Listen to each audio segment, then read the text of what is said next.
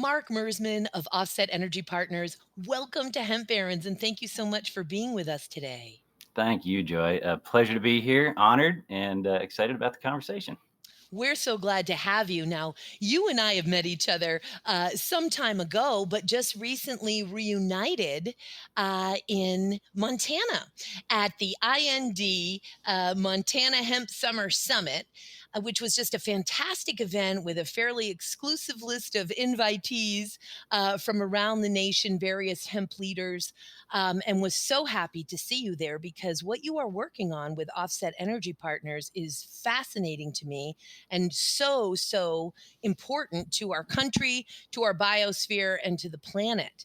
And I'm going to let you take it away, brother. But just to frame it up, we have thousands and thousands. Actually, I think it may be millions. I don't want to get ahead of my skis here. I've just read several articles since last we spoke of abandoned oil wells in the United States, certainly throughout the world, but just speaking to the United States, these abandoned oil wells, which nobody has responsibility for anymore. Nobody owns them.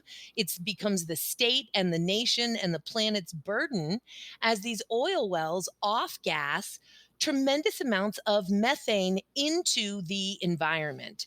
With that setup, sir, please explain to us why Offset Energy Partners is so important in filling this need. Filling this need. Ha ha ha. Aha. Very good setup, Joy.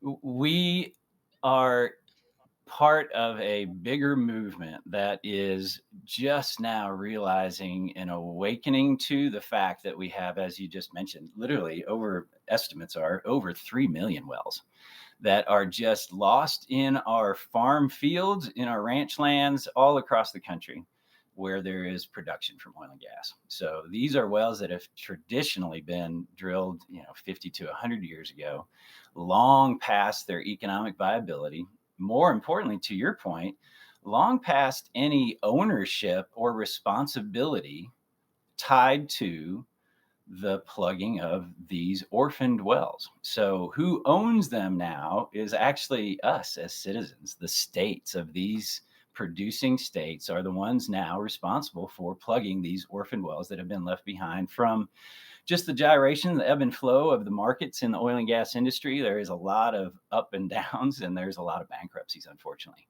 And what we're struggling with as a nation in handling this issue now is how to fund this plugging obligation.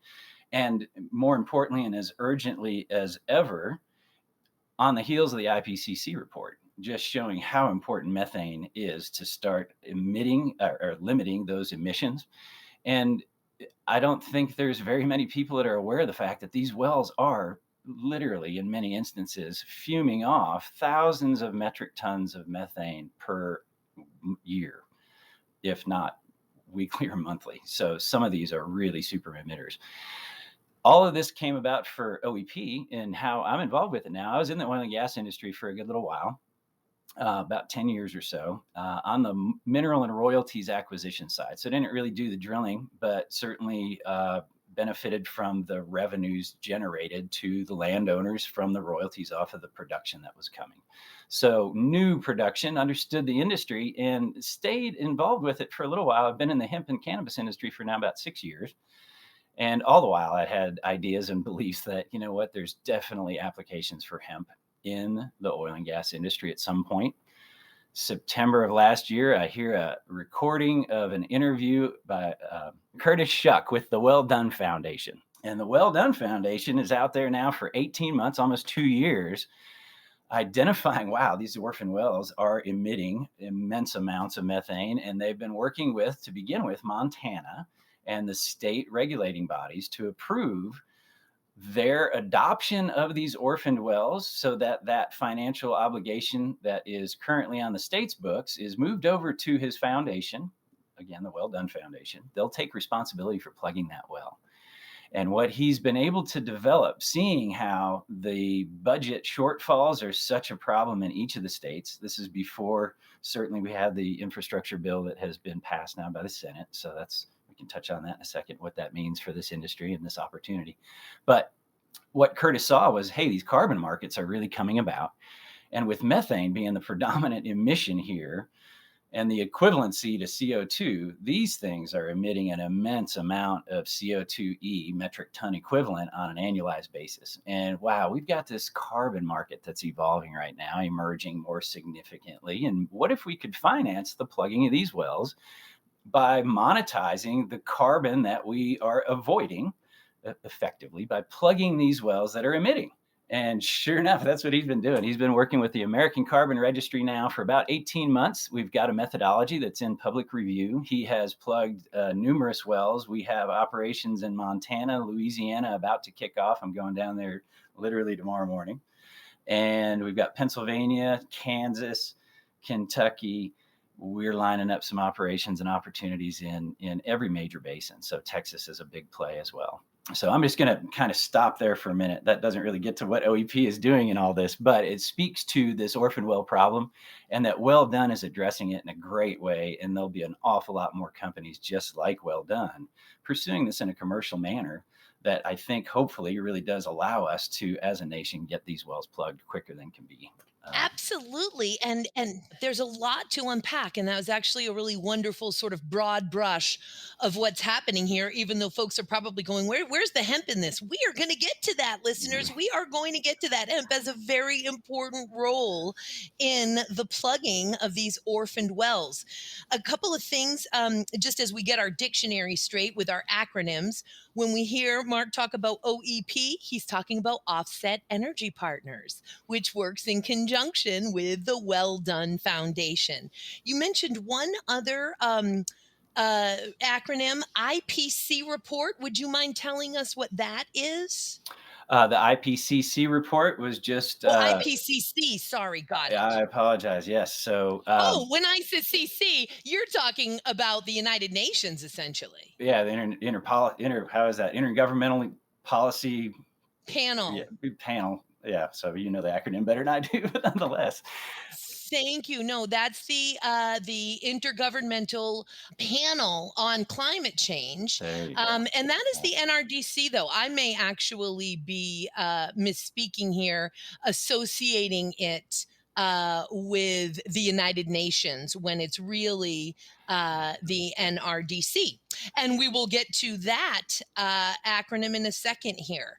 Um, what I want to ask you about, first of all, is can we explain to the listeners why methane is bad, why methane is contributing, really accelerating climate change and contributing to those effects?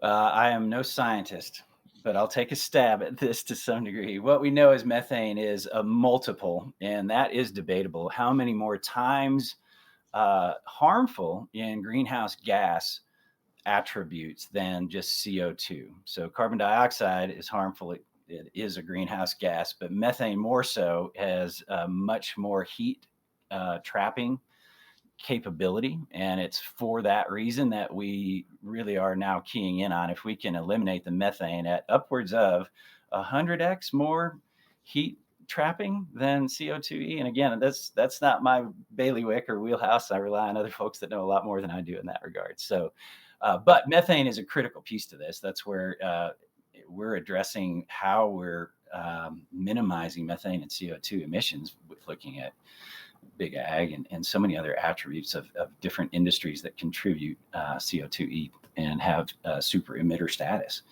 So if we can really focus on the methane within the overall category, then we might have a bigger, quicker impact on helping our planet heal than if just going after CO2 and taking a car off the road.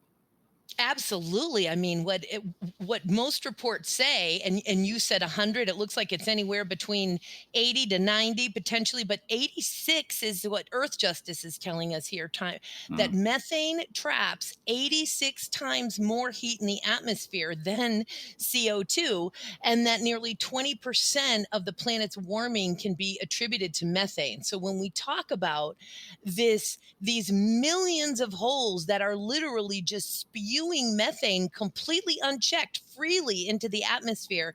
This is a major crisis, and one that I'm so happy to know the Well Done Foundation is working on in conjunction with your work at Offset Energy Partners. Now, before we get into, and by the way, that NRDC, which is responsible for the Intergovernmental Panel on Climate Change, is the Natural Resources Defense Council, which was founded in 1970 by a group of law students and attorneys on the forefront of the environmental movement. Let's talk about how hemp is involved in the plugging of these wells, and then I'd love to unpack further and certainly address the infrastructure bill, brother. But why don't you explain to us how hemp is incorporated into this plugging and your excitement around what you've discovered in sort of the R&D as you've explored this and in fact plugged a hole. We have done a few pilots. Yeah, right, right.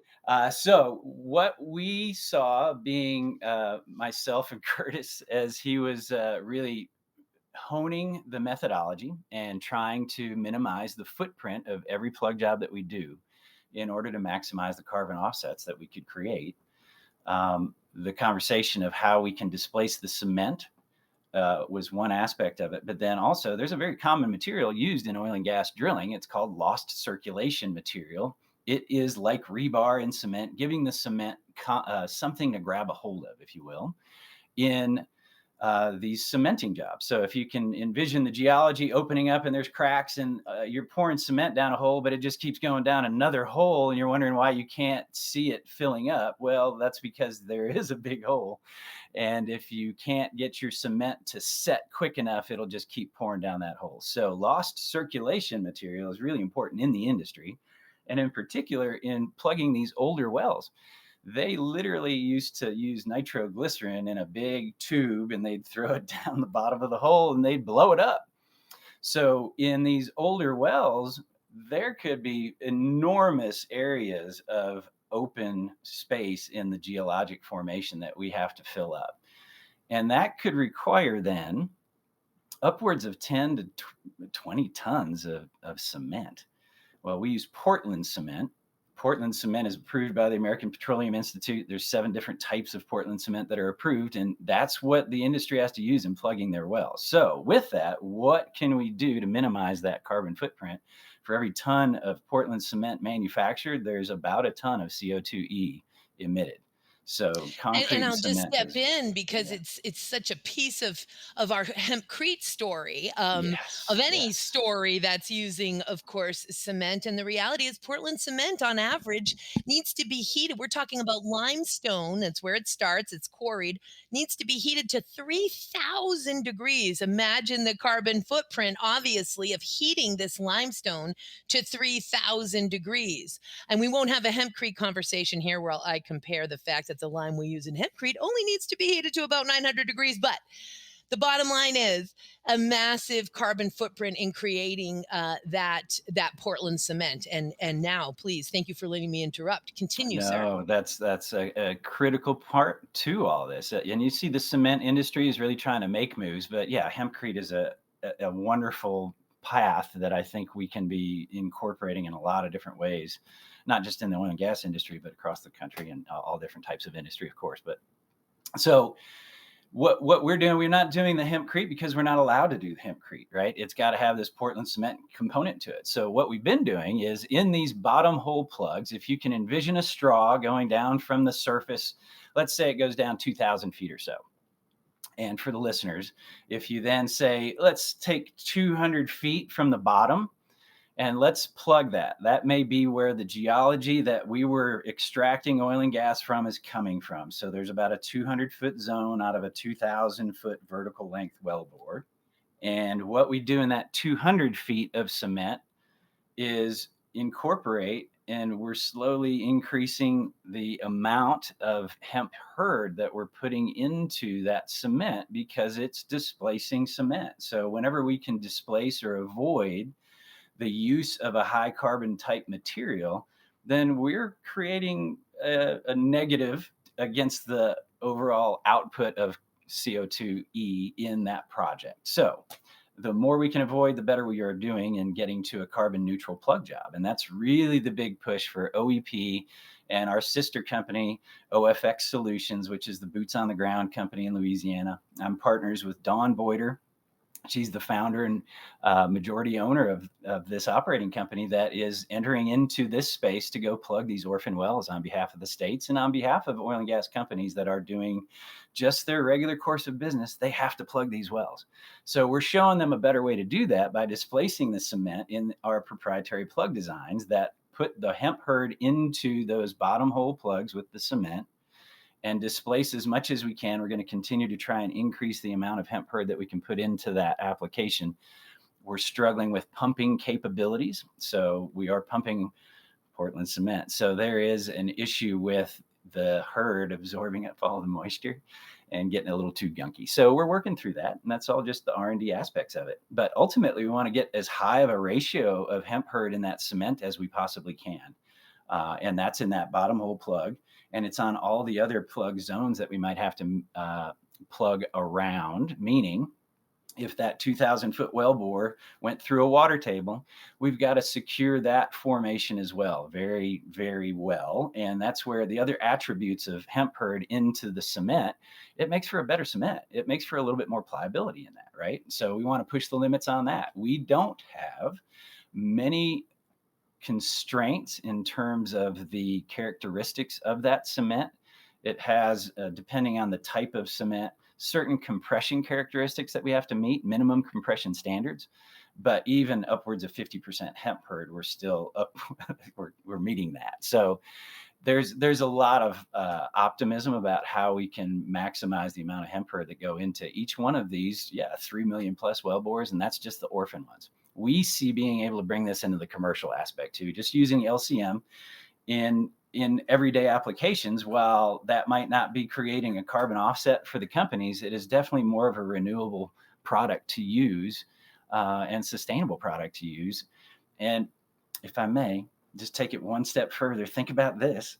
What if we could be using hemp to remediate oil spills around areas where there are these orphaned wells? These are brown fields. They're terribly contaminated. So it is already in the works that we might be able to secure licensing in Montana to begin with to farm hemp on these remediated well sites to be able to remediate that soil in a first run at the very least. But then we could take that hemp and process that and put that into the hemp hurd that goes right back down a well bore, right?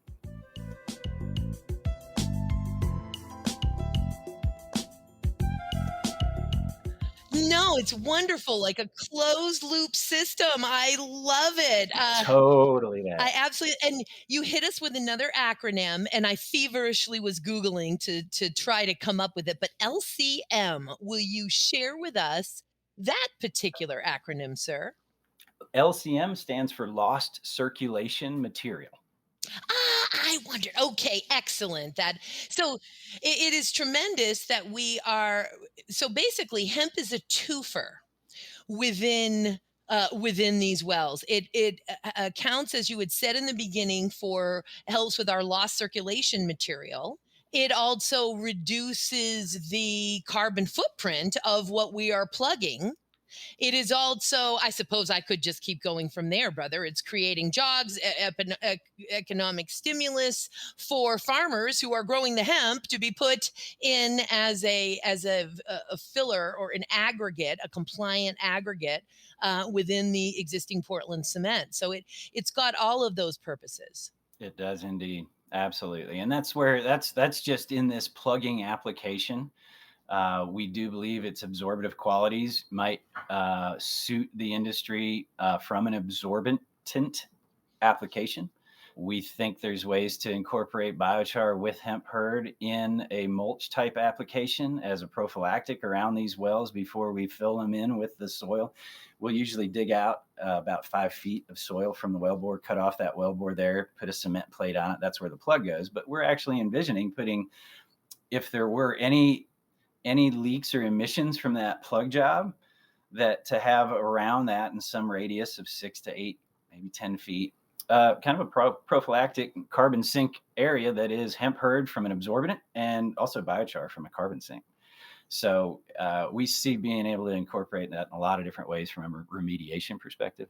And then go back to native lands, native grasslands, and the carbon sink aspect of these areas that are kind of off limits for a while anyway. We think there's some merit to looking at how we might be able to incorporate the agricultural carbon capture aspects and carbon credits from that as well. So we're not the only ones looking at this, but there's not that many at the moment. It's definitely emerging, and working with a lot of different groups on the methodologies that are needed to make this globally accepted, and the accountability of how we're tracking that carbon that is being put into or sunk into these well bores is something that's in the process right now. The hemp herd, we've yet to find where there is a life cycle assessment in this type of an application that would qualify us to get a credit for the carbon being sequestered, but within 12 to 24, we think we can get to that, right? So we're going to be working on that pretty diligently. And yeah, I mean, the carbon content of hemp herd somewhere in that 40 to 60% range. So it works great in that regard. It works as that lost circulation material. So from a renewable perspective, we want to go about doing that, right, and running at that. There's wattling that is absorbent booms that are used in the oil and gas industry, and many times that's sawdust and straw and hay and things of that nature, right? But hemp herd could definitely fit into that application, we think. So there's just a lot of avenues to go down that path. So all of that is tied to the Offset Energy Partners. Our role in this industry and in this mission of plugging these wells and helping the states with their orphan problem, as well as the industry at large, is to create a distribution of these different materials, as we all know in the industry here for hemp anyway. And what was so wonderful about the IND event was bringing the leaders together in addressing infrastructure and how do we get the processing part scaled to where we can meet the demands of industry like this. We might be putting 2,000, 4,000 pounds of herd down every one of the wells that we do. We've already got 200 wells that we could be plugging here in the next 12 months. That's a pretty decent amount of herd. Like, where are we going to get that from? So we're blessed to be affiliated with IND and other sources across the country from a logistics perspective to help us with that piece. But we expect to be growing that a lot. We hope to be growing that an awful lot, and that demand for the hemp herd and other aspects of it. Absolutely, as we discuss oftentimes, and was certainly the foundational underpinning of our summit at IND, is how do we create these products, feed these manufacturing facilities when we don't have the infrastructure to process the raw materials, and yet we do, one foot in front of the other, IND being such a great part of that in terms specifically of being the infrastructure to process the longest, strongest stock in the world, that outer bast fiber and that inner woody core herd, which is forming the subject of what we're talking about today with Offset Energy Partners. Now, of course, there are lots of reasons to choose hemp from a carbon perspective. You've explained many of them. Additionally, and one of the incredible reasons why hemp is the cellulose for hempcrete, why aren't we using wood cellulose? Why aren't we using, I mean, and our folks, we have wonderful friends in Mexico who are using, of course, local sustainable things like coconut shells and calling it cocoa-crete. So there are all kinds of things that we can use, but in hempcrete, why is that such the perfect marriage of this particular type of hydrated, high calcium lime and hemp? Is because hemp is actually pretty high in silica, and silica bonds to that lime. So when we talk about Offset Energy Partners, or we talk about Portland cement, which is lime and which needs to bond, I think that silica content is probably another reason why. I'm so excited for you folks to work out that absorption stuff through your R&D. It happens to us in the hempcrete world as well, where if we were to take the slurry of the lime and the water and just throw the hemp in there, we can upset the setting and the mix a little bit, because that hemp is so absorbable that it's going to absorb some of that water in the slurry, thus taking it away from its correct ratio with the lime itself. itself. So we tend to wet the hemp a little bit first so it doesn't absorb so much of the water from that slurry, these types of things. But why, any other reasons that Offset Energy Partners has chosen hemp? Obviously, the carbon is huge. I'm assuming that's primary, but any other reasons that came into your calculus in making that decision? Well, I've been a part of the industry for a good 4 to 6 years, cannabis and hemp both, and having multi-generational farming in my family. It's about the farmers as much as anything. That this is a fabulous crop that can do so much. So it really is a passion about the hemp plant itself and cannabis, its sister, if you will. But yeah, hemp and our hemp farming communities hold a lot of promise. We can rotate better. We can just do better multi-crop agricultural efforts in rejuvenated agriculture. I think when you start seeing the carbon markets again, bringing that to this component in this industry is critical. There is no better plant for sequestering carbon than hemp, right? So we get a good acre of hemp. All right, we get the soil loaded up over a while. That's a big hot topic right now. How can we sequester carbon in our soils? How can we know that it's durable, that it's there, that it's worth paying money for that carbon that we sequestered? And we'll figure all that out, I believe. But what we know right now is there's no better plant to be growing on an annual basis to put carbon into the soil than hemp. And if we can then figure out all the other processing applications and build that takeaway demand has been a big part of a lot of different things that I've been involved with in trying to build out that infrastructure.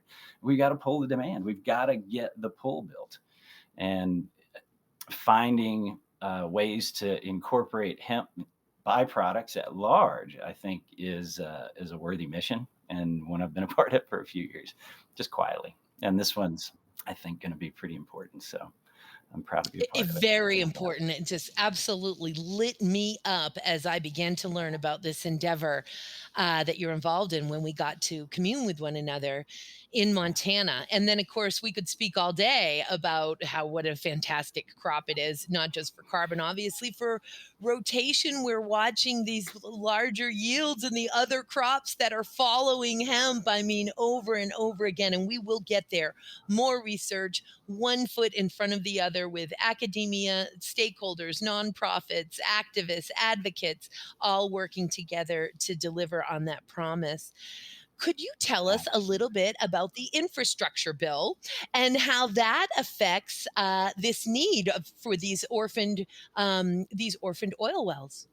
I can touch on it. I'm not the policy wonk that you might be, but nonetheless, what we know is that out of this, what is approximately $1 trillion infrastructure bill that just made it through the Senate, is that we've got about 21 billion allocated to brownfields, coal mine remediation, and orphan well remediation. So where does that go? How does that get allocated? The current belief is that those are going to be grants to the states. The states independently will warrant those or issue those grants to operators that they have vetted and approved to look after this really important job of managing this money properly and getting it to plugging the wells and not just into the hands of the industry to go run it down and do some other thing. So there has been an awful lot of work done on the policy side of things in different states. Louisiana in particular has a particular oversight body that was created just to make sure that they as a state are in their efforts doing the best job that they can and allocating and doing the most with those dollars that they possibly can. Well, what we know is there's roughly $2 billion being allocated to Louisiana. And a few of the challenges that we have in addressing this larger global problem is employment, just like we have in all the other industries that we're struggling with right now.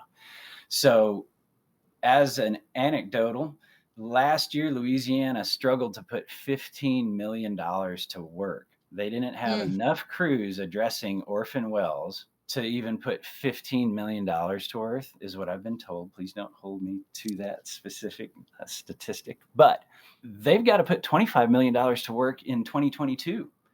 So there is a huge need and a huge amount of capital. If the average cost to plug these older orphan wells is roughly around $20,000 to $25,000, there's a lot of wells that we can plug with that capital, right? And that's where it's as much of it's awesome what we're doing for the environment, but my word, what we can do for employment and just overall economic incentives that can feed into education and the circular nature of so many different aspects of this, because we need employment in not only the traditional well services, the individuals that are in the field working the machinery to put the cement down that well bore.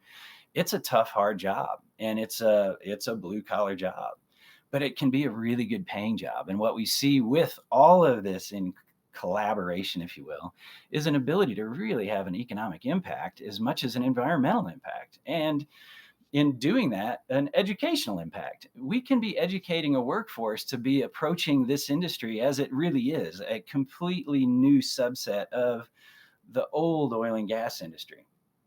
Well, the industry at large, love them or hate them, I know there's a lot of debate around it, is so responsible for employment that we devastate so many other areas of our economies if we were to just shut it down.